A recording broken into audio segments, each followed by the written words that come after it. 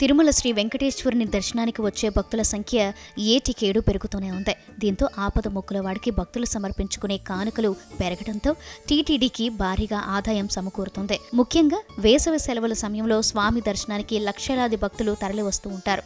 అయితే ఈ ఏడాది గతంలో కంటే ఎక్కువ భక్తులు తరలి రావడంతో స్వామి ఉండి ఆదాయం రికార్డు స్థాయిలో పెరిగింది. ఇప్పటికే వెలకట్టలేని ఆస్తులున్న వెంకన్నకు ఈ వేసవిలో భక్తులు భారీగా కానుకలు సమర్పించారు. ఈ వేసవిలో రోజుకు సగటున 80,000 మంది స్వామిని దర్శించుకున్నారు.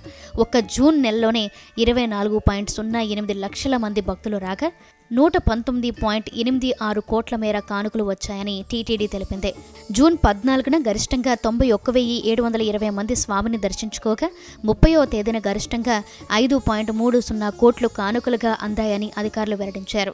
ఈ నెలలో మొత్తం 5 రోజుల్లో రోజుకు 90,000 మంది, మరో 10 రోజుల్లో రోజుకు 80,000 మంది భక్తులు వెంకన్నను దర్శించుకోవడం మరో రికార్డుగా నిలిచింది.